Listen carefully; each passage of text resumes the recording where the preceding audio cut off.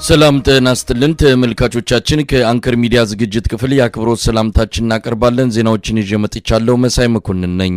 የአዲስ አበባ ከተማ አስተዳደር የገባበትን ከፍተኛ የገንዘብ ቀውስ ተከትሎ አዲስ የግብር አሰባሰብ ተግባራዊ እያደረገ እንደሆነ ተገለጸ። ማንኛውም አይነት ግብር የማይከፍል የከተማዋ ነዋሪ የመብራትም ሆነ የውሃ አገልግሎት አያገኝም ተብሏል። እስከ ዛሬ ባለው አሰራር ግብር የማይከፍል ሰው በሕግ በተቀመጠ መቀጮ ቅጣት የሚጣልበትና እንዲከፍል የሚደረግ እንደነበረ የሚገልጹት የአንከር ሚዲያ ምንጮች ከቅርብ ጊዜ ወዲህ ባልተደነገገ አዋጅ ውስጥ ለውስጥ በተላለፈ መመሪያ የትኛውንም አይነት ግብር ያልከፈለ ነዋሪ መብራት አያገኝም፣ የውሃ አገልግሎት ይቋረጥበታል። የአንከር ሚዲያ ምንጮች እንደገለጹት ውስጥ ለውስጥ እየተደረገ ባለውና ግብር መክፈልን ከመብራትና ውሃ አገልግሎት ጋር በማቆራኘት አስገዳጅ አሰራር የተዘረጋው በአንዳንድ የከተማዋ ክፍለ ከተሞች ሲሆን በሂደት በመላው አዲስ አበባ ከተማ ተግባራዊ እንደሚሆን ይጠበቃል። አዲስ የመብራትም ሆነ የውሃ አገልግሎት ውል የሚፈጽምም ሆነ የሚያድስ ደንበኛ ግብር መክፈሉን የሚያረጋግጥ ደረሰኝ ካላቀረበ ውሉ ተቀባይነት እንደማይኖረው ነው ለማወቅ የተቻለው። የከተማው አስተዳደር ወደዚህ ውሳኔ የገባው የሰራተኛ ደሞዝ መክፈል ከማይችልበት አቅም ላይ በመድረሱ መሆኑም ተመልክቷል። ከፍተኛ ግብር የተቆለለባቸው ነጋዴዎችን ጨምሮ ባልተለመደ ሁኔታና ከሕግ አግባብ ውጪ የንብረት ግብር ለማስከፈል ጥብቅ ውሳኔ ያስተላለፈው የከተማው አስተዳደር ካዝናው ባዶ እየሆነበት መምጣቱን ተከትሎ ግብር ባስገዳጅ ሁኔታ ለመሰብሰብ አዲስ አሰራር ውስጥ ለውስጥ መዘርጋቱን የተገለጸው ይህ አሰራር የከተማዋን ነዋሪዎች ከፍተኛ ቀውስ ውስጥ እንደሚከታቸው የሚጠበቅ ሲሆን አሁን ካለው የኑሮ ውድነት ጋር ተዳምሮ መጠነ ሰፊ ማህበራዊና ኢኮኖሚያዊ አደጋ ሊያስከትል እንደሚችል ከወዲሁ እየተነገረ ነው። ስለ ጉዳዩ ከአዲስ አበባ ከተማ አስተዳደር መረጃ ለማግኘት ያደረግነው ጥረት ለጊዜው አልተሳካም።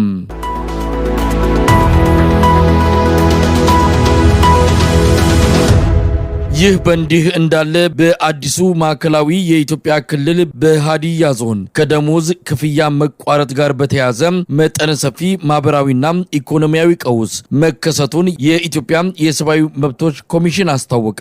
ኮሚሽኑ በሃዲያ ዞን የተከሰተው ከደሞዝ ክፍያ መቋረጥ ጋር የተያያዘውን አደጋ አስመልክቶ ሰሞኑን መግለጫ ሰጥቷል። በመግለጫው እንዳመለከተው በሃዲያ ዞን በከተማና ወረዳ አስተዳደሮች ውስጥ የሚገኙ ጤና ማዕከላት ሙሉ በሙሉ ሊባል በሚችል ደረጃ አገልግሎት እየሰጡ እንዳልሆነ ተረጋግጧል። በሾኔ ከተማ ከ60 ሺህ በላይ ለሚሆን ሰው አገልግሎት የሚሰጡት አንድ ጤና ጣቢያና 4 ጤና ኬላዎች ተዘግተዋል። በምስራቅ ባዶዎች ወረዳ 144 ሺህ ነዋሪዎች የሚገለገሉበት 6 ጤና ጣቢያዎችና 27 ጤና ኬላዎች ከአገልግሎት ውጪ ሆነዋል። በምዕራብ ባዶዎቹ 120 ሺህ ህዝብ የጤና አገልግሎት ተቋርጦበት እንደሚገኝ ነው ከኢትዮጵያ የሰብአዊ መብቶች ኮሚሽን መግለጫ ለመረዳት የሚቻለው።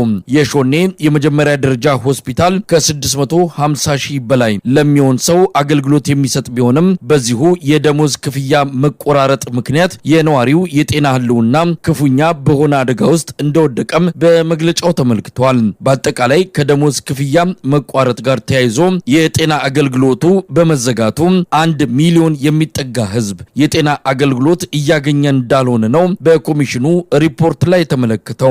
ከትምህርት አገልግሎት ጋር ተያይዞ በሾኔ ከተማ አስተዳደር በምስራቅና በምዕራብ ባዶዎች ወረዳዎች እንዲሁም በጎንቦራ ወረዳ የመማር ማስተማር አገልግሎቱ የተቋረጠ መሆኑን ያመለከተው የኢትዮጵያ የሰብአዊ መብቶች ኮሚሽን ሪፖርት ከ100 ሺህ በላይ ተማሪዎች ከትምህርት ገበታ መለየታቸውን አስታውቋል። ከ9 ሺህ በላይ የመንግስት ሰራተኞች ሙሉ በሙሉ ደሞዛቸው የተቋረጠባቸው እንደሆነ በዚህም የተነሳ ብድርና ቁጠባ መቋረጡ ህይወታቸው አደጋ ላይ የወደቀባቸው ሰራተኞች የቤት ዕቃቸውን በመሸጥና የጉልበት ስራ ላይ ተሰማርተው ህይወታቸውን ለማቆየት እየታገሉ እንደሚገኙም በኮሚሽኑ ሪፖርት ላይ ተመልክቷል። በቅርቡ የሃዲያ ዞን አስተዳዳሪ ለውስጥ ሰራተኞች ባደረጉት ውይይት ላይ ደሞዝ መከፈል የቆመው መንግስት የሰራተኞቹን ደሞዝ ለድሮን መግዣ በመጠቀሙ መሆኑን መናገራቸውን ለአንከር ሚዲያ ሾልኮ በወጣው የድምጽ ማስረጃ ላይ መጋለጡ የሚታወስ ነው።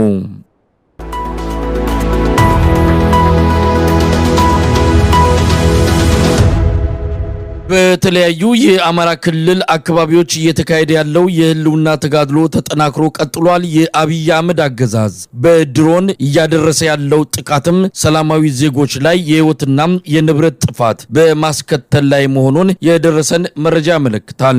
በደቡብና ማዕከላዊ ጎንደር በአገዛዙ ሰራዊት ላይ ከፍተኛ ኪሳራ መድረሱንም ለማወቅ ተችሏል። ባህር ዳር ዛሬም በውጥረት ውስጥ ናት። በምስራቅ ጎጃም ባሶ ሊበን ወረዳ በድሮን በተፈጸመ ጥቃት በአንድ የግል ክሊኒክ ላይ የሰውና የንብረት ውድመት መከሰቱን ለማወቅ ተችሏል። በዚህም የክሊኒኩ ባለቤት የህክምና ዶክተር የሆኑት መገደላቸውም ታውቋል። በአማራ ክልል ስላለው ወቅታዊ ሁኔታ የዘውትር ተባባሪያችን ያደረሰን ዘገባ ቀጥሎ ይቀርባል።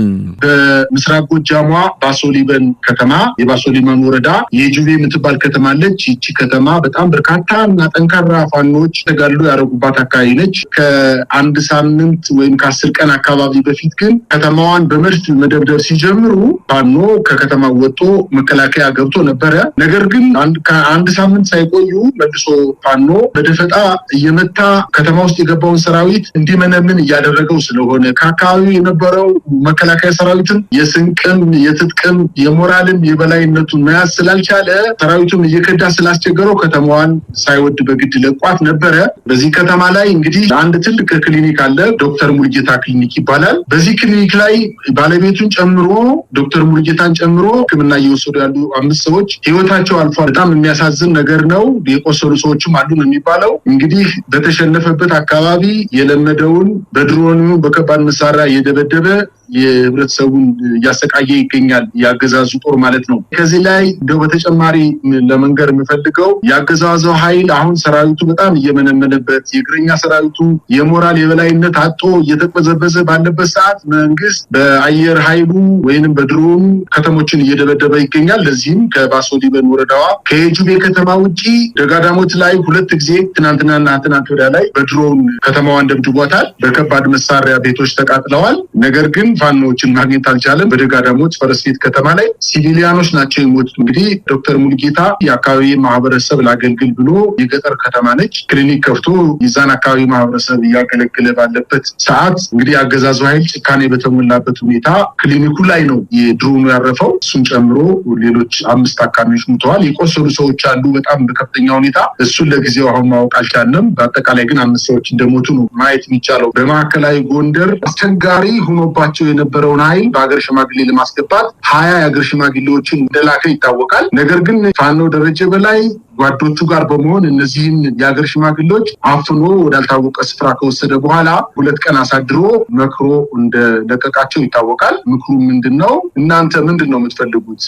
መከላከያ አሁንም የአማራ ህዝብን ይጨርስ ወይ? በጅምላ እንቀበር ወይ? ቤተክርስቲያንና መስጊድ ይቃጠል ነው ወይ የምትሉት? ምንድነው ሐሳባችሁ? ለምንድነው መጣችሁ? ቢገባችሁ ኑሮ ከቤታችሁ ሲሆን መታገል ነበረባችሁ። ካልሆነ ደግሞ ቤታችሁ አልፋችሁ ተቀመጡ።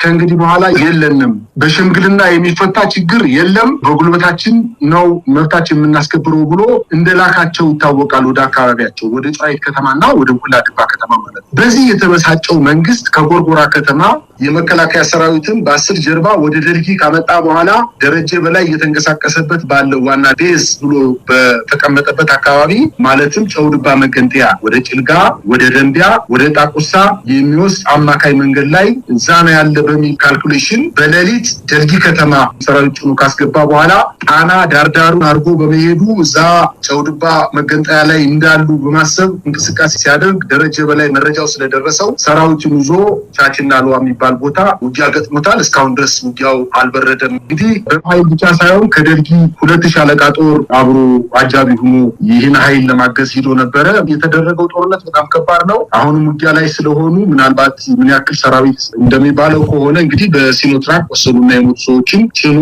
ወደ ደልጊ ተመልሷል ነው የሚባለው። በጀልባ የመጣበት ዋነኛ ምክንያት ቆላድባና ጨዋይትን ተሻግሮ ወደ ደልጊ መምጣት በማይችልበት ሁኔታ ስላለ ባህሩን ወይንም ጣናን አቋርጦ በደልጊ በኩል አድርጎ ጨውድባ ላይ ነው ውጊያ የከፈተው። ነገር ግን ተመክቶ ሙሉ በሙሉ ተመልሷል ማለት ይቻላል። ሌላው እንግዲህ በፍኖተ ሰላም ከተማ ላይ አራራ ወንዝ የሚባል ከላህ ወንዝ በተጨማሪ አንዲት አራራ ወንዝ ትባላለች። እዚህ አራራ ወንዝ ላይ ገበሬው ግራና ቀኝ የሸንኮራ አገዳ ምርት የተለያዩ የጓሮ አትክልቶችን ምርቶችን ያመርታል። ይሄ ሰራዊት እንግዲህ የገበሬውን ፍቃድ ሳይጠይቅ የተተከለውን ሸንኮራ 5 ነው ገብተው ሸንኮራ አገዳ ቆርጠው ሲበሉ የሸንኮራ አገዳው ባለቤት ተስቦ በመሄድ ሁለቱም በጥይት ከመጣ በኋላ የሁለቱን ክላሽ ቀምቶ ተሰውሯል። በአካባቢው ላይ ይህን ሰው አምጡ የዚህ ሸንኮራ አገዳ ማሳ ባለቤት አምጡ በማለት የአካባቢው ሰዎች በጣም እያስጨናነቁ ናቸው። እዚህ ላይ አንድ መታየት ያለበት ነገር ምንድነው? መንግስት ለሰራዊቱ ቀለም ማቅረብ አልቻለም። የአካባቢው ማህበረሰብ በዘረፋ በመቀማት ነው እየተመገበ ያለው። አንዳንዴ የተማረኩ ሰራዊቶችን ስንመለከት ካልሳቸው ቀምሎ ልብሳቸው በላያቸው ላይ አልቆ በጣም የተራቡ ለፍተሻ በቤት ውስጥ ሲገቡ ሞሰብ ገልብጠው የሚመገቡ ድስት ገልብጠው ወጥ የሚጠጡ ሰራዊት ነው እያየን ያለ ነው። በጣም የሚያሳዝኑ ናቸው። በእርግጥ በእነሱ ሙሉ በሙሉ መፍረድ አይቻልም። ሎጂስቲክስ ስለማይቀርብላቸው ልብሳቸው በላያቸው ላይ አልቋል። ቀማል የወረረው ናቸው። ጫማቸው በላያቸው ላይ አልቋል እና የግለሰብ ሸንኮራ ቢበሉ ብዙም አይፈረድባቸው።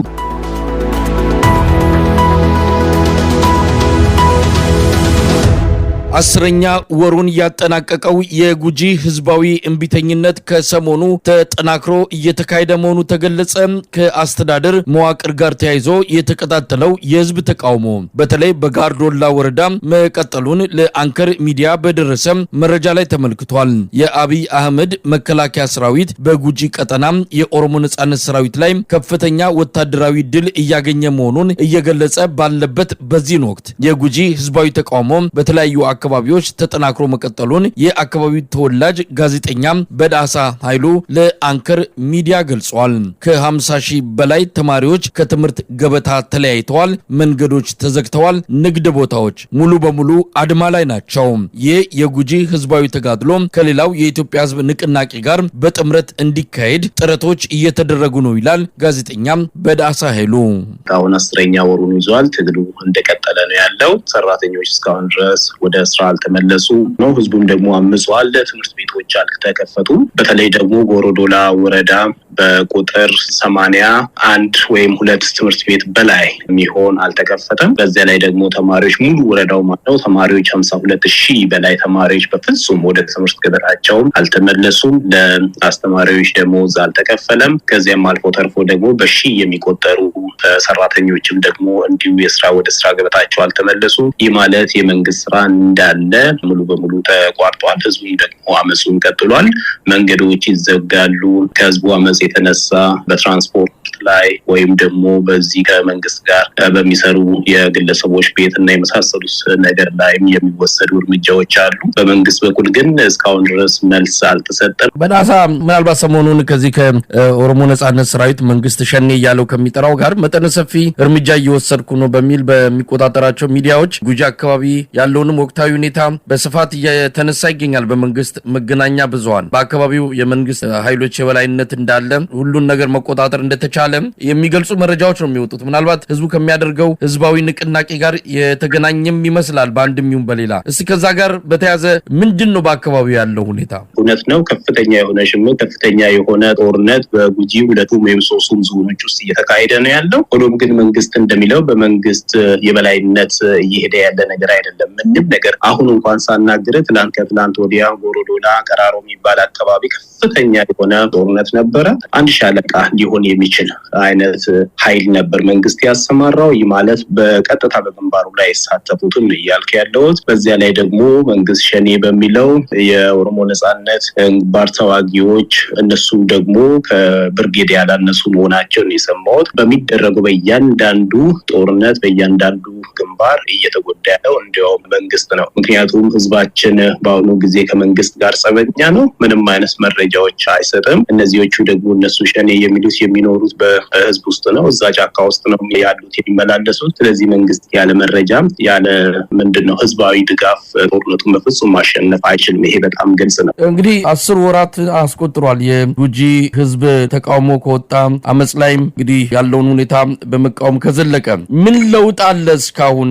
በሌሎች የኢትዮጵያ አካባቢዎች ከሚደረጉ ትግሎች ጋርስ እንዴት እየተሳሰረ ነው? አንድ አይነት አገዛዝ ነው ሁሉም ቦታ ጭቆና እያደረሰ ያለው? የጋራ ችግር አለ፣ የጋራ ጨቋኝ ስርዓት አለ። ይህንን በጋራ ለመከላከል ምንስ እየተሰራ ነው ያለው? በጣም ወሳኝ ጥያቄ ነው። የማይካደው ትልቁ ክፍተት በኢትዮጵያኖች መሀል ያለው በኢትዮጵያኖች ታጋይ መሀል ያለው ይሄ ነው። በየቦታው ትግል አለ፣ ጉጂ አለ፣ አርሲ ውስጥ አለ፣ ከዚያም አልፎ ተርፎ ደግሞ አማራ ክልል አለ።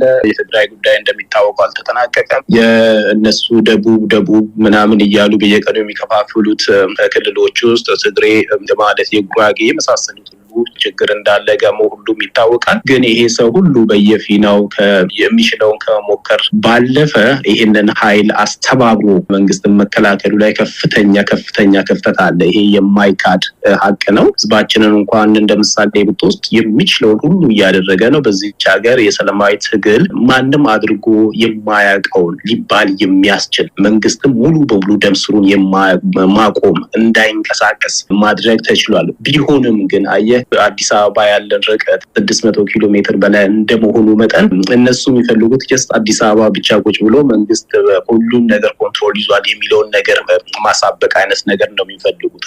ወለጋ ባይንቀሳቀስ ጉጂ ምንም ባይኖር አማራ ምንም ባይኖር ምንም አይደለም። ሆኖም ግን ይሄንን ትግል ማስተሳሰር ቢቻል ኖሮ እነዚህን ሰዎች ቀን ማሳጠር ይቻል ነበረ። በርግጥ ግን ስለዚህ ያንን ማድረግ አልተቻለም። ግን በየፊናችን ሁላችንም የምንችለውን ነገር እያደረግን ነው። ኦሮሚያ ብሔራዊ ክልል ውስጥ ከፍተኛ መተረማመስ ተፈጥሯል። እንደ ምሳሌ ሰሞኑን እንኳን ከፍተኛ የበላይ አመራሮች ወደ መላው የኦሮሚያ ክልሎች ዞኖች ተጉዞ ነበረ።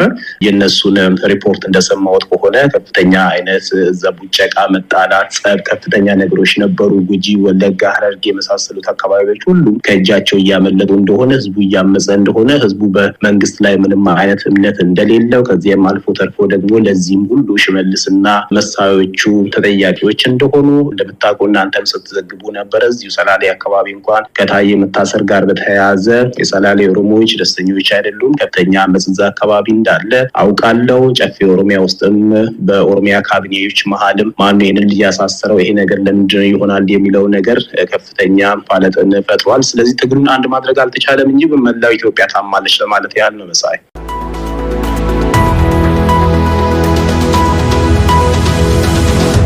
ተመልካቾቻችን ዜናዎቹ እነዚህ ነበሩ። ከአንከር ሚዲያ ዝግጅት ክፍል መሳይ መኮንን አብሬያችሁ ቆየው። ጤና ይስጥልኝ።